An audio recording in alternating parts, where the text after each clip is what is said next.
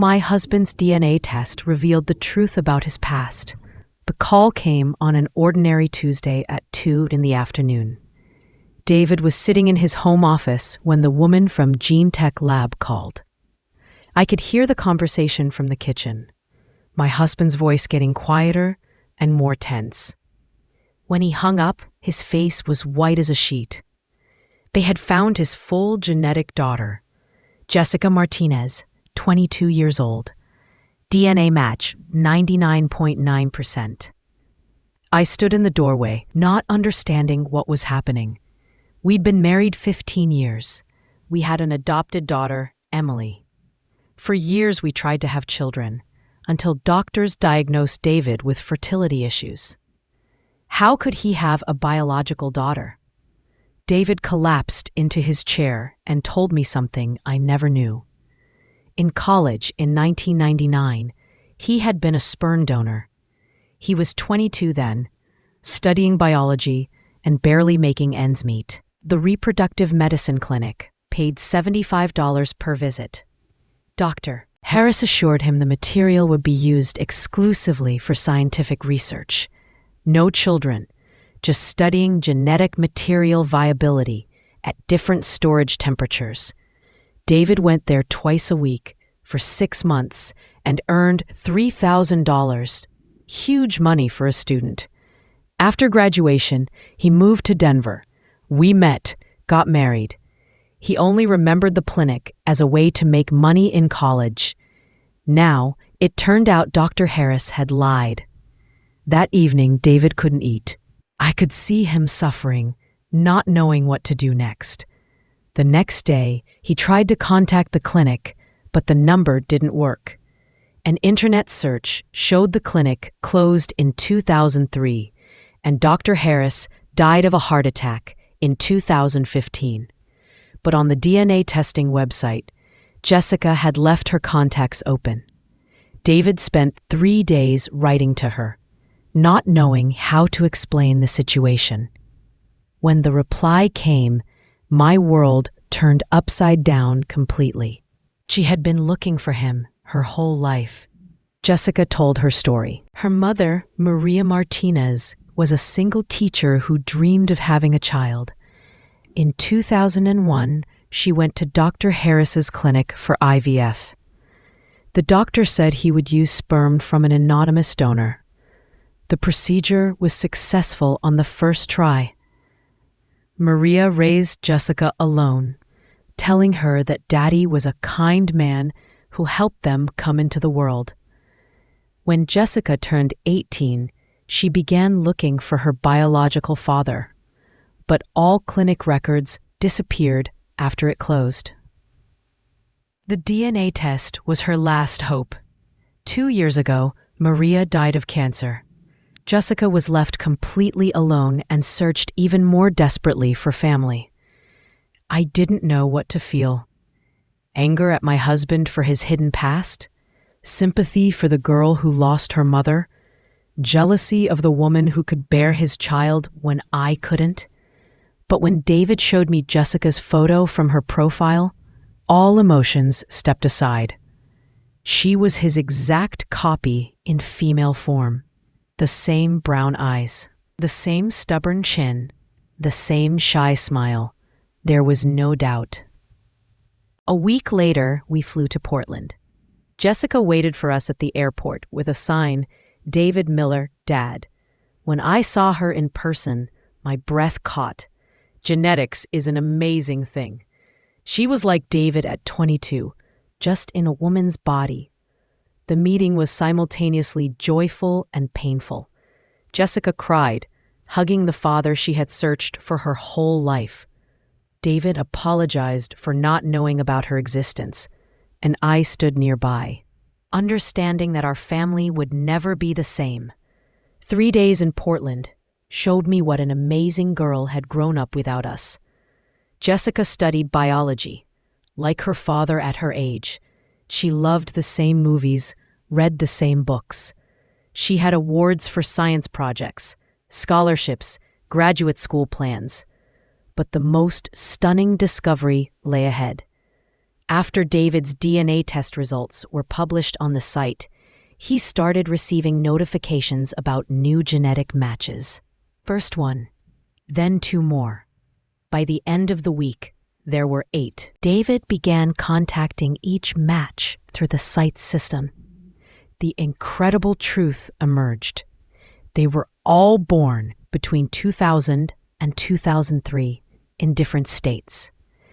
But all their mothers had undergone IVF procedures at the same Dr. Harris clinic.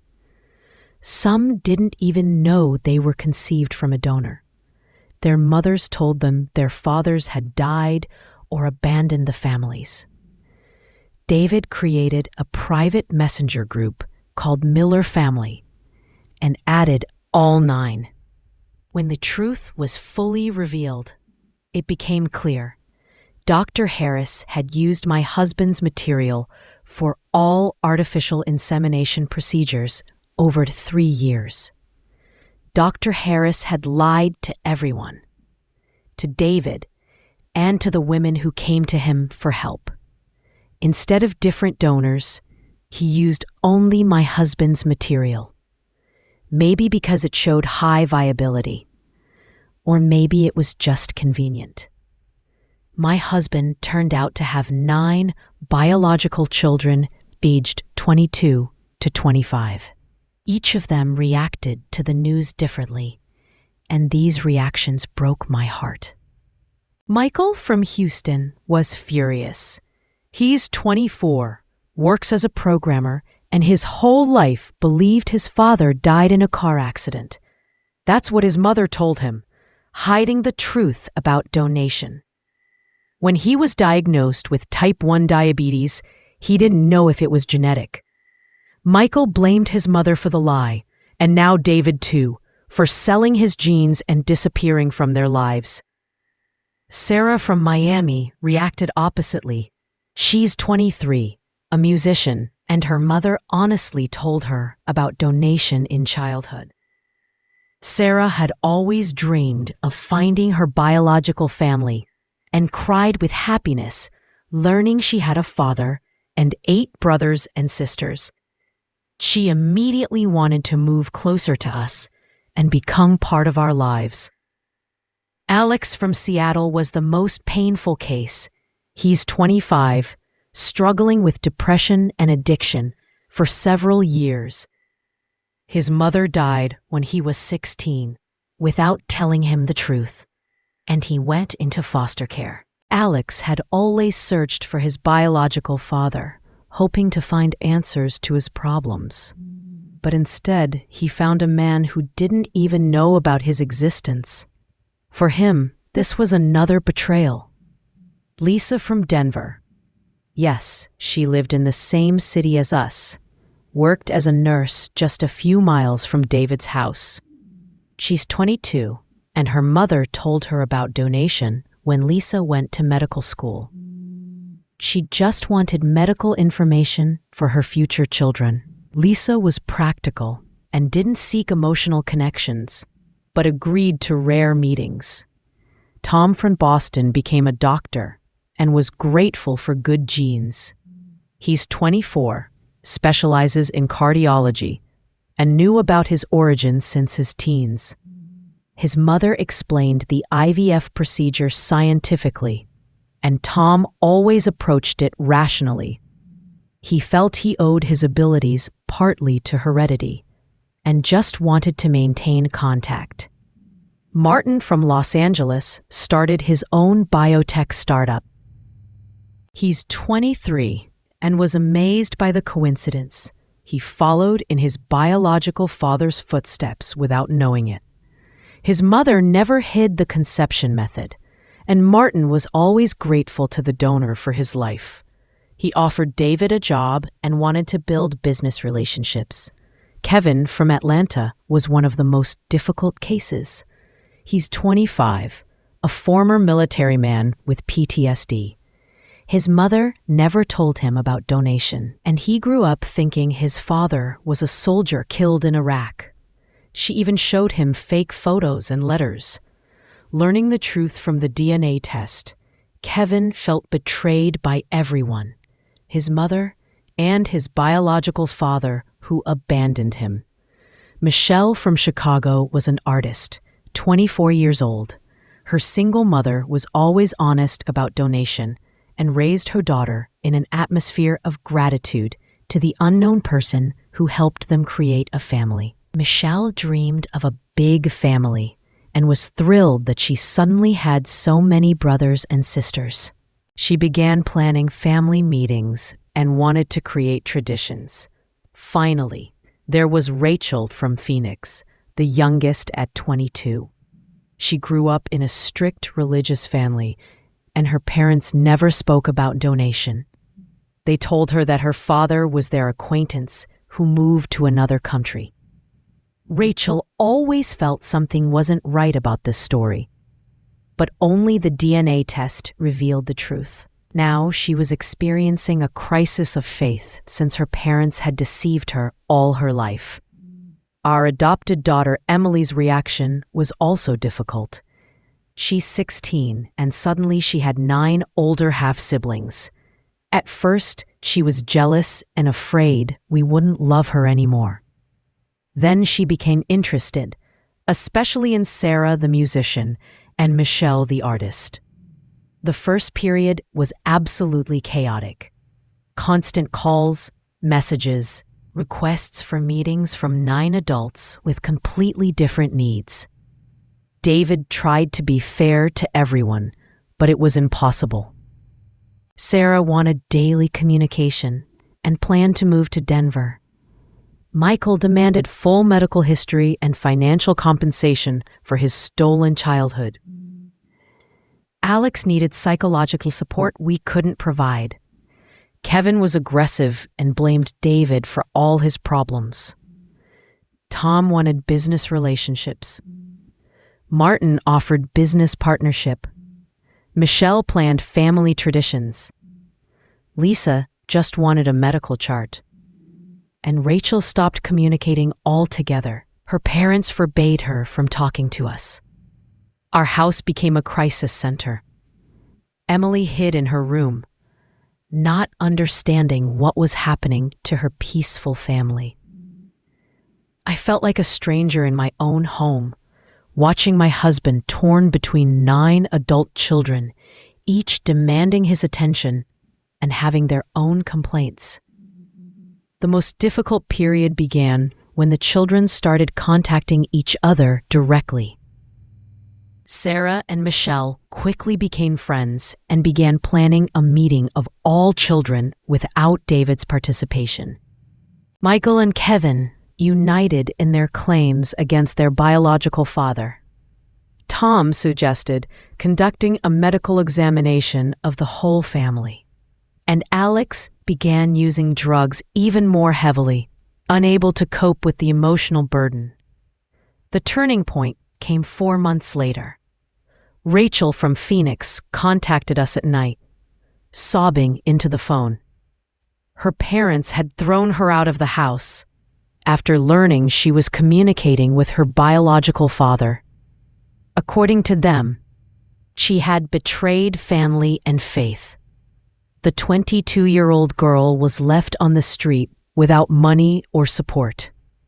David immediately bought her a ticket to Denver. Rachel lived with us for 2 weeks, and I saw what an amazing girl she was. Smart, talented, kind, but completely broken by the betrayal of her adoptive parents. She was studying psychology and dreamed of helping people. But now she needed help herself. Rachel's story changed the other children's attitude toward the situation. Even Michael and Kevin realized their problems paled compared to her tragedy. Sarah immediately offered Rachel to live with her in Miami. Tom arranged a scholarship for her at Boston University. Martin offered her a job at his startup. Even quiet Lisa sent money for the first period. For the first time in months, I saw these 9 different people begin to act like a family. Not perfect, not traditional, but a family. The most difficult moment happened 8 months after the first call. Alex from Seattle took his own life. In his suicide note, he wrote that he had always felt incomplete without a biological family, and when he found it, he realized it was too late to change anything. He also apologized to everyone for his weakness and asked not to blame David. All 8 remaining children came to the funeral, many with their partners. We stood around the coffin of a young man my husband had seen only 3 times in his life, and everyone was crying. The genetic connection didn't replace 25 years of absence, but the pain of loss was real. After the funeral, we all gathered at the hotel, and for the first time in all these months, we openly talked about our feelings. Michael admitted he blamed David because it was easier to be angry at him than at his dead mother, who hid the truth. Kevin talked about his trust issues after military service. Sarah shared that she had always felt emptiness, not knowing her genetic roots. The most striking confession came from Michelle. She said she always knew her mother wasn't just waiting for any child, but specifically for her. Mom didn't choose a donor randomly. She read your husband's profile and understood she wanted a child from exactly this person. She told me she fell in love with the description of his character, interests, life goals. This revelation changed my view of the whole situation. These women didn't just need genetic material. They were choosing a father for their future children. My husband became a father to 9 children, not by accident. He was chosen by 9 different women as the best candidate. After Alex's death, the atmosphere in our extended family changed dramatically. Michael stopped making claims and began appreciating that his father was now in his life. Kevin started therapy and slowly improved relationships with us. Rachel enrolled at Boston University and lived near Tom, who became like an older brother to her. The others also became more careful in their expectations, but more open in communication. A year after the first call, we organized the first official family meeting in Denver. All 8 remaining children came, many with their partners and children. I spent the whole day preparing dinner for 18 people and couldn't believe what was happening. A year ago, we had 1 daughter, and now the house was full of adult children, their families, and laughter. Jessica brought her fiancé, Mark, whom we already knew and loved. Tom came with his wife, Jennifer, and 3 children, David's grandchildren, whose existence he had only learned about 6 months earlier. Martin brought his business partner, who also turned out to be his girlfriend. Sarah came alone, but flirted with Emily's friend throughout the evening. Michelle brought her girlfriend Anna, with whom they were planning adoption. Lisa came with her doctor husband, who immediately found common ground with Tom. Kevin came with his therapist. The first time in years he looked calm. Rachel flew from Boston glowing. She had received a scholarship and was dating a classmate. The most surprising discovery was that despite all the children growing up in different states, fate had brought them together with David or each other several times. Martin from Los Angeles had once come to Denver for a biotech conference in 2019 at the same company where David worked. They could have stood in the same elevator, not suspecting their relationship. And Lisa from Denver really worked at the hospital where David had undergone fertility treatment for years. The nurse and patient could have met in the corridors dozens of times. But the most touching was Emily's reaction. Our 16-year-old adopted daughter, who had initially been so jealous of her suddenly appearing brothers and sisters, was surrounded by them like a princess by the end of the evening. Sarah taught her to play guitar. Michelle drew her portrait. Tom told her about medical school, where Emily dreamed of going. Martin promised an internship at his startup. They all accepted her as their younger sister, and it was incredibly beautiful. That evening, when everyone had gone to their hotels, I sat with David in the kitchen among piles of dishes and understood. We were no longer the people who had ordered a DNA test a year ago. We had become part of a big, complex, but real family. Over the next year, our life stabilized in a new rhythm. Jessica enrolled in graduate school in Denver and became an integral part of our daily life. Several other children also moved closer. They wanted to be near the family they had searched for all their lives. The rest maintained regular contact, coming for holidays and important events. Gradually, the chaos of the first months was replaced by a warm, though not simple, family atmosphere. Someone needed emotional support. Someone shared professional advice. Someone just wanted to be part of a big family. Everyone found their place in our new reality. During the third year, our extended family continued to develop. Weddings began, children were born, career successes happened. Some of the children became parents, giving David grandfather status. Others found love. Others achieved professional heights. Gradually, the pain of lost years was replaced by joy of current events. Jessica's wedding became the first truly family event in our new life. All 8 children came to Denver with their families. Michael brought his fiancée, who immediately became friends with the other girls. Tom was the groom's best man. Sarah sang at the ceremony. Michelle made all the wedding decorations. Even Rachel flew from Boston and read poetry at the celebration. When David walked Jessica down the aisle, I saw the faces of people in the hall. No one understood our story, but everyone saw the love between father and daughter. 2 years ago, they were strangers, and now they looked like they had known each other all their lives. After the wedding, another important event happened. Michael from Houston, who had resisted getting closer the longest, finally asked David to be his best man at his own wedding. He explained it simply. "You're the only father I know, and although you appeared late, you're here now."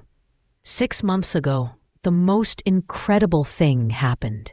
Jessica gave birth to a son and named him David after his grandfather. When my husband held his grandson in the maternity ward, I saw in his eyes what hadn't been there for 23 years, a connection from a child's very birth. Little David will know his grandfather from his first day of life, not as an unexpected find from a DNA test, but as family. He'll grow up knowing all his aunts and uncles, playing with his cousins. He'll have what his parents were deprived of, a complete family history from birth. Tom is also expecting another child. Other children are planning weddings and starting families. Our big family continues to grow, and this already seems natural, as if it was meant to be. Recently, Emily, our adopted daughter who is now 19, told me, "Mom, I'm the only one of all the children you and Dad chose consciously. The rest appeared by accident, but you specifically wanted me." This was the wisest observation of all I'd heard in these 3 years. She's right. David didn't choose to be the biological father of 9 children, but he chose to be Emily's father. And now he chooses every day to be part of all his children's lives, biological and adopted. Last week, we received a message that again turned our lives upside down, but this time for the better. One of the DNA testing companies contacted us. They want to use our story as an example of how genetic testing can reunite families. They offered David to become a consultant for people who find unexpected relatives. My husband agreed. Now he helps other men and women cope with the shock of unexpected genetic discoveries. He has unique experience. He knows what it's like to learn about the existence of children in adulthood. And more importantly, he knows that a real family can grow from this. I often think about Dr. Harris and his deception. He deprived my husband of the right to know about his children from birth, deprived the children of the right to know their father, deceived the mothers who thought material from different donors was being used. He created an ethical catastrophe whose consequences we're still dealing with. But something amazing grew from this catastrophe. A big, complex, sometimes chaotic, but real family.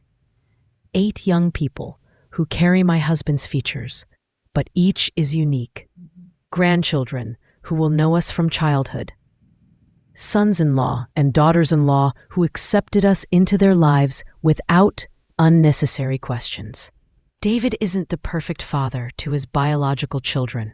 He appeared in their lives too late, when they had already formed as individuals. But he's here now, and that's the main thing. That DNA test cost $99. We ordered it out of curiosity about ancestors and got a whole universe of descendants. The pain of lost years and joy of found family intertwined in our lives so tightly they can no longer be separated. If I had the chance to go back in time, would I have prevented that call? Honestly, I don't know. These 3 years were the most emotionally difficult of my life, but they were also the richest in love, discoveries, and joy. 8 people exist because of my husband's decision in college to help science. Their lives, their children, their achievements, their love, all of this is part of our story now. They don't just carry David's genes. They carry a piece of his soul. Yesterday, Sarah sent a video from her concert in Miami, where she performed with the local orchestra. She dedicated the song to Dad David and Mom Sarah, who proved that family is not just blood, but the choice to be there every day. 3 years ago, no one called my husband that. Today, Dad David is his name for 8 adults and 5 grandchildren. And soon, there will be a 6th. Lisa is due to give birth next month. The DNA test showed us not only the past, but also the future, full of new relationships, new love, and new generations. My grandchildren will grow up knowing they have a huge family scattered across the country, but connected by something stronger than distance. And next week, we're flying to Boston for Rachel's graduation. The whole family will be there. All 8 children, their partners, grandchildren. 23 people will come to support the girl who 3 years ago was thrown out of her home for searching for her biological father. Life is more amazing than any plans we make, and sometimes the most unexpected trials lead to the most beautiful discoveries.